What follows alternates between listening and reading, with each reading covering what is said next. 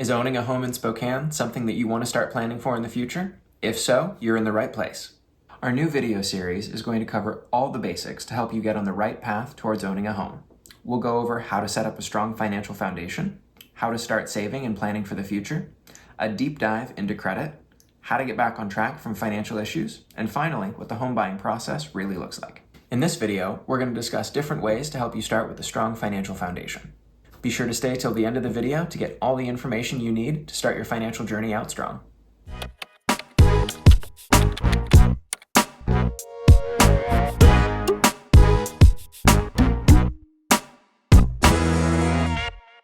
Welcome back to Living in Spokane, Washington. If you're new here, my name's Hunter McKay. I'm a local real estate broker, and I'm here to help you on your home buying journey here in Spokane. Leave me a comment or send me a message directly, and I'll make sure you get taken care of. Before we begin, I want to emphasize that the information provided in this series is intended for education and entertainment purposes only. I'm a really great real estate broker, but I am not a financial advisor, and it's important to consult with a qualified financial advisor or professional to tailor any recommendations to your specific situation. So please reach out to me directly, and I'd be happy to give you a recommendation on who you can speak with. All right, now let's jump into today's video.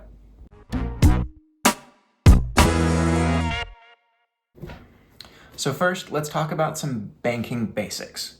I know that some of this might seem rudimentary, but everyone just stick with me. I really think that everyone can find valuable information provided here. I want to start with have a checking and a savings account that are completely separate, and then set up everything on auto deposit and auto draw.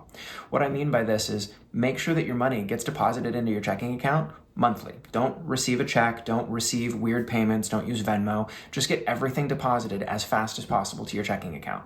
And at the same time, have a set amount of money that you move into savings every month.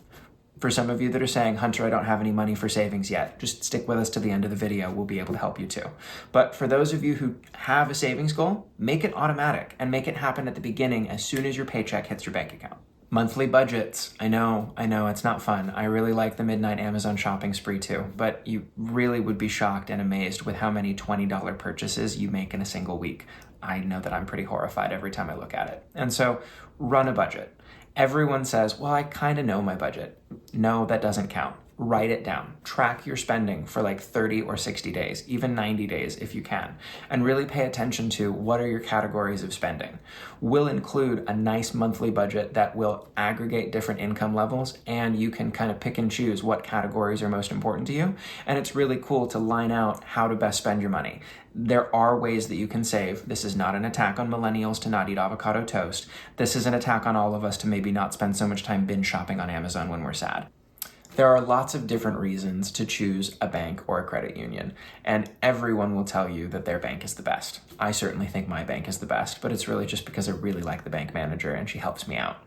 But at the end of the day, I could write an entire video about the environmental and social good aspect of choosing a bank. That's really not what I'm here for. All banks participate in what is effectively bad for the environment business because of how large and expensive it is to transition and take care of money. Go check into it, go ask someone who's not a realtor, that's their topic. Mine is taking care of your money. And so I'm happy to work with one of the bigger banks, that's Chase, US Bank, or Bank of America.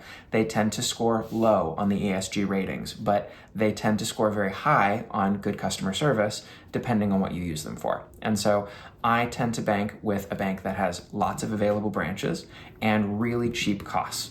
There are sometimes combinations of what you can have with a bank. If you have the right credit card or the right type of account with them, they might waive all of the different fees that you might experience with them.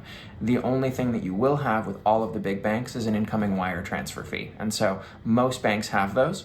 Ryan, my partner, he hates working with all of my big banks because he is just allergic to that wire fee. He thinks that he should just be able to get it for free. And so he likes working with an online bank that has lots of fun tools for him. But I catch him every week on customer service calls for 2, 3, 4 hours trying to remedy things with the account that I can walk downtown and have handled in 10 minutes. And so it's just a trade-off. Do you want a totally free account that's online? Or do you like an account that costs some amount of money, but you can talk to a human being and remedy issues when you need to?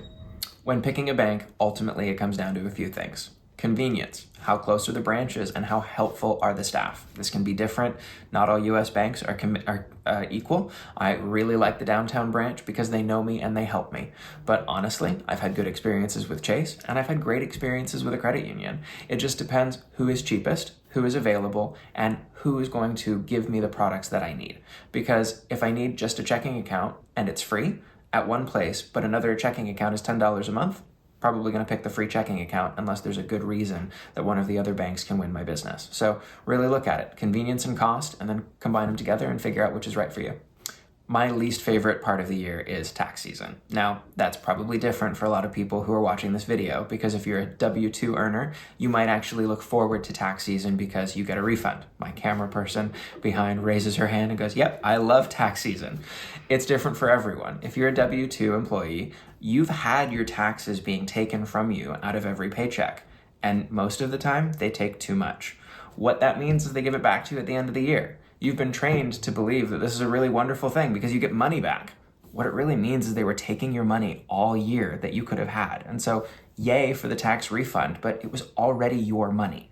And so, filing your taxes in advance and even having a better understanding of what you really owe can be imperative towards your financial growth. Think about what you could do investing all of that extra money if you had track of how much you actually owe at the end of the year in taxes. So, best part of financial basics is find yourself a good tax accountant. Find someone who's reasonable. They do not have to be expensive. They just have to be good at what they do.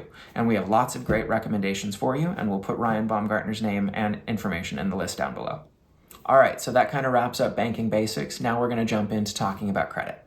Your first credit card is almost always the hardest. And so my biggest recommendation is keep applying until you get one. It can be really strenuous to try in the beginning because you don't have any credit. And so if you have a family member who's willing to put you on as a cosigner, that can actually be step number one. If you have a parent, an aunt, a grandparent, anyone who is willing to put you on as an authorized cosigner on a credit card that does report to credit bureaus. Those two things are really important. Are you an authorized signer? And will they report to credit bureaus? Make sure to ask both of those questions. But if you can be put on one of your family members that has a credit score preferably above 650, really even above 700 would be ideal, then you can get turned on as a cosigner on one of their accounts, and after 6 months, your credit score will improve dramatically because you'll actually have recorded credit from that account that belongs to your family member. If that's not an available option, or the rest of your family members don't have good credit, then you really just have to keep trying and see who can apply and get you one. Usually, Discover cards are the best first option, or a store card like PacSun, Zoomies, Macy's. Do any of those stores even exist, or am I old? Wow. And then the third and final option, if you can't get approved for a credit card because you just have no credit or none of the stores are willing to issue you one, you can do what's called a secured credit card. You can go to a bank and give them $500 or $1,000 and they'll put it in an account, but they'll give you a credit card and you get to use it as a credit card to start building credit over time. All right, next we're going to talk about some tips and tricks to build credit properly and some pitfalls to avoid. One of the biggest things that I see is people saying, well, I pay my credit card off every month, or, well, I make my payment every month, but it's kind of maxed out. Both of these situations are bad. We do not want to pay the card off every month. There's a trick that most of the credit card companies don't want you to know. You get scored better if you owe them a little bit of money because they want to make interest payments off of you. If you have a credit card that's a $100,000 limit, but you're never using it, they're not making any money. And so they're going to score you less highly than they could. It's better to have it paid off than it is to have it maxed. And it's certainly never good to miss a payment. But if I had to just choose where the balance of all of my credit cards would live, it's right at 10%. If every credit card could just live right at 10% of its total balance, you're going to have a pretty high credit score. But sometimes that's annoying and people don't like being charged all of that interest. And so try to keep at least a couple of cards between 5 and 15% utilization. By the time you're at 20 to 25% utilization, every time they score you, it's more of a neutral. If you're above 35%, it's kind of a negative. If you're above 50% utilization, it's a definite negative. And so all of your credit cards, if you're thinking to yourself, gosh, I've got 6 credit cards and they're all at like 60 to 70%, That's why you have a 610 or a 590. It doesn't matter how often you make the payments or how regular you are at keeping up with them. They're worried about your utility. They would like you to bring your utility down. And so keep your utilization under 35% and you generally live a happy life with credit.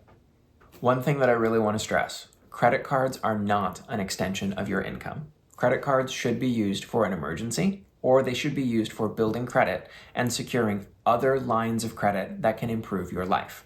A credit card has extremely high interest, and they are designed to put you in debt and charge you more money. Use them as the dangerous tool that they are, because they have benefits, but don't get carried away, and don't open too many, and don't treat them like they're free money. They're very, very expensive money. If any of this felt like it was too much or you needed a deeper dive into certain topics, video 3 in this series is going to be a deep dive into credit, so don't forget to hang around for that video. That's all for this video. Thank you so much for staying to the end. As always, if you have any comments or questions, please leave them down below and feel free to reach out directly and we'll be sure to get you taken care of.